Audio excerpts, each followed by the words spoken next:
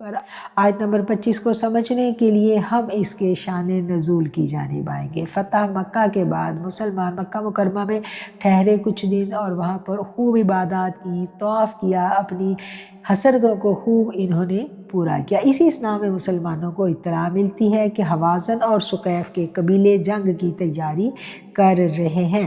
نبی کریم صلی اللہ علیہ وآلہ وسلم کو جب یہ اطلاع ملی تو آپ نے اپنے صحابہ اکرام سے مشورہ کیا اور آپ لوگوں نے ارادہ کیا کہ ادھر ان کی اس تیاری کا جواب دیا جائے، یعنی مکہ سے طائف جو ہے وہ زیادہ دور نہیں تھا، یہ وہی علاقہ تھا۔ انہوں نے واپس مدینہ شریف جانے کی بجائے کیا سوچا کہ یہ جو تیاریاں ہمارے خلاف کی جا رہی ہیں پہلے ان سے نبٹ لیا جائے، اور ایک لشکر جو ہے وہ تیار کرنے کا حکم دیا گیا۔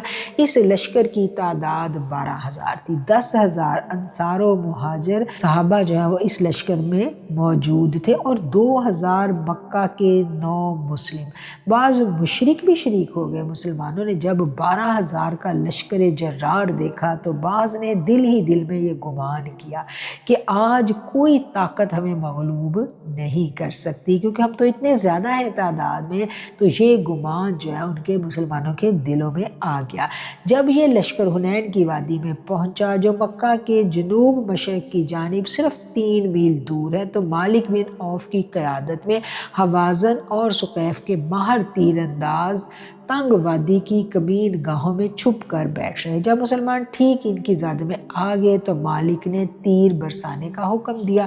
تیروں کی بے پناہ اور غیر متوقع بارش سے مسلمانوں کے پاؤں اکھڑ گئے، انہوں نے بے تحاشا بھاگنا شروع کر دیا۔ رسول اللہ صلی اللہ علیہ وآلہ وسلم کی معیت میں صرف سیدنا ابو بکر، سیدنا عمر فاروق، عباس رضی اللہ تعالیٰ، سیدنا علی، ابو سفیان بن حارث اور چند جان نثار صحابہ رہ گئے۔ اس نازک صورتحال میں میرے آقا علیہ الصلوۃ والسلام کی شجاعت کا یہ عالم تھا کہ پائے ثبات میں جنبش تک نہ ہوئی۔ آپ سفید خچر پر سوار تھے، اسے ایڑی لگائی اور دشمن کی صفوں کی جانب بڑھا دیا۔ حضرت عباس رضی اللہ تعالیٰ عنہ نے باگ تھام رکھی تھی، ابو سفیان بن حارثہ نے رکاب پکڑی ہوئی تھی۔ آقا علیہ الصلوۃ والسلام فرما رہے تھے انا نبی لا کذب، انا ابن عبد المطلب۔ اسی حالت میں رسول اللہ صلی اللہ علیہ وآلہ وسلم نے کنکریوں کی ایک مٹھی بھر کر ان کی جانب پھینکی۔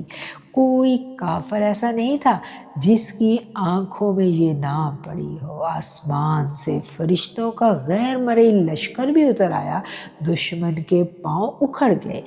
حضور کے حکم سے حضرت عباس نے بلند آواز میں مہاجرین اور انصار کو پکارا، اے گروہ انصار جنہوں نے غریب الدیار مہاجرین کو پناہ دی اور نازک وقت میں اسلام کی مدد کی، اے گروہ مہاجرین جنہوں نے درخت کے نیچے محمد صلی اللہ علیہ وآلہ وسلم کی بیعت کی تھی، سن لو محمد صلی اللہ علیہ وآلہ وسلم حیات ہیں، زندہ ہیں، آؤ سب ان کے پاس جمع ہو جاؤ۔ یہ آواز سنتے ہی صحابہ کرام پروانہ وار بھاگے چلے آئے اور رسول اللہ صلی اللہ علیہ وآلہ وسلم کے ارد گرد جمع ہو گئے۔ اس طرح اللہ تعالیٰ کی نصرت سے اہل اسلام کو شاندار کامیابی نصیب ہوئی۔ یہ تھا جی غزوہ حنین کا مختصر تعارف۔ غزوہ حنین، حنین کی وادی میں لڑا گیا ایک غزوہ جس میں مسلمانوں کی تعداد بہت زیادہ تھی، 12,000، اور پہلی دفعہ اتنی کثیر تعداد میں مسلمان کسی سے جنگ لڑنے جا رہے تھے، تو ایسے میں یہ ایک فطری بات تھی، دل میں خیال آ جانا کہ آج تو ہمیں کوئی نہیں جھکا سکتا، آج تو ہم فتح یاب ہوں گے ہی ہوں گے۔ تو جو ہی یہ خیال آیا امتحان آ گیا۔ تو اس چیز سے سبق ہم نے کیا سیکھنا ہے کہ جب اپنی قوت بازو پر بھروسہ محسوس ہو اسی لمحے ہم جھک جائیں اور اس وقت کو یاد کر لیں کہ بھروسہ صرف اور صرف اللہ کی ذات پر، اسی کی ذات اقدس ہمیں ہر مشکل گھڑی سے نکال سکتی ہے، بچا سکتی ہے۔ مال و اسباب، قوت، ذہانت، ہر چیز ایک اس کے کن کی منتظر ہے۔ اگر اس کا حکم ہے تو سارے اسباب کار فرما، سارے اسباب کام آئیں گے۔ اگر اس کا حکم نہیں ہے تو سب کچھ ملیا میٹ ہو جائے گا۔ اب دیکھیں کتنا مشکل وقت آیا مسلمانوں پر، لیکن کیا تھا کہ میرے آقا علیہ الصلوۃ والسلام اور آپ کے جاندسار ڈٹے رہے، کیونکہ میرے رب نے غزوہ احد کے بعد رسول اللہ صلی اللہ علیہ وسلم کو یہ وعید دے دی تھی کہ آج کے بعد آپ جس بھی جنگ میں شریک ہوں گے اس میں مسلمانوں کو ہی فتح اور کامیابی اور کامرانی ملے گی۔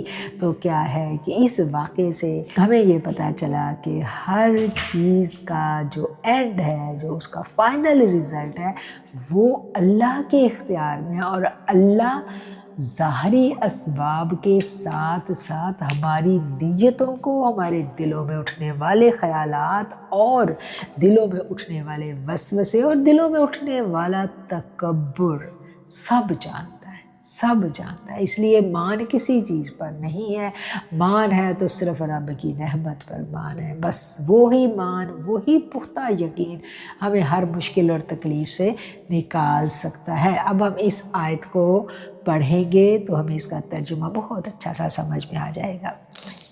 اعوذ باللہ من الشیطان الرجیم۔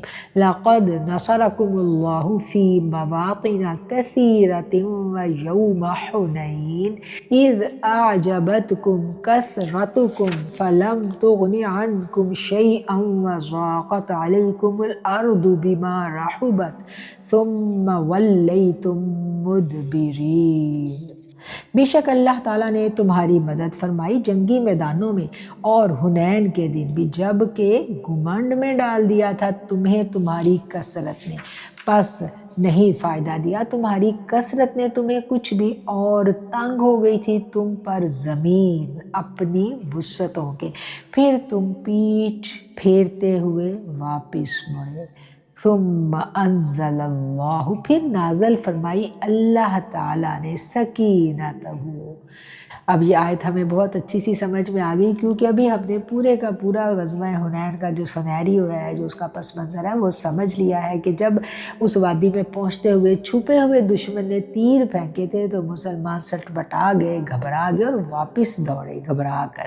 تو ایسے میں پھر اللہ کی مدد آئی۔ اللہ کی مدد کیا تھی کہ رسول اللہ صلی اللہ علیہ وسلم اور آپ کے جان نثار صحابہ جم کر لڑے، اور آقا نے وہ جو مٹھی پھینکی اس کی برکت سے پھر مسلمانوں کو اللہ تعالیٰ نے فتح نصیب فرمائی۔ اور آگے اللہ تعالیٰ فرماتے ہیں ثم انزل اللہ سکینتہ علی رسولہ وعلی المؤمنین وانزل جنودا لم تروها وعذب الذین کفروا وذالک جزاء الکافرین۔ پھر نازل فرمائی اللہ تعالیٰ نے اپنی خاص تسکین اپنے رسول پر اور اہل ایمان پر، اور اتارے وہ لشکر جنہیں تم نہیں دیکھ سکے، اور عذاب دیا کافروں کو، اور یہی سزا ہے کافروں کی۔ اب اللہ تعالیٰ نے خاص احسان کیا ایمان والوں پر، اور رسول اللہ صلی اللہ علیہ وآلہ وسلم نے اس تمام صورتحال کو بھانپ لیا اور آپ جمے رہے۔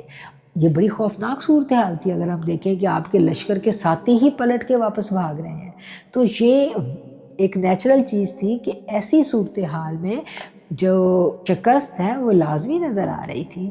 اگر اللہ کی خاص مدد شامل حال نہ ہوتی، جو اللہ نے خاص ایک سکون دیا آقا علیہ الصلوۃ والسلام کو، اور آپ پر کوئی گھبراہٹ طاری نہیں ہوئی، اور نہ ہی آپ کے اصحاب کسی طرح سے بھی گھبرائے، جو جان نثار ساتھی تھے، اور رسول اللہ صلی اللہ علیہ وسلم تھے، بغیر کسی خوف کے، بغیر کسی ڈر کے وہ لوگ جم کر لڑے، اور پھر اللہ تعالیٰ نے ان کو فتح دی۔ ثم یتوب اللہ من بعد ذلک علی من یشاء واللہ غفور الرحیم۔ پھر رحمت سے توجہ فرمائے گا اللہ تعالیٰ اس کے بعد جس پر چاہے گا، اور اللہ تعالیٰ بخشنے والا، رحم فرمانے والا ہے۔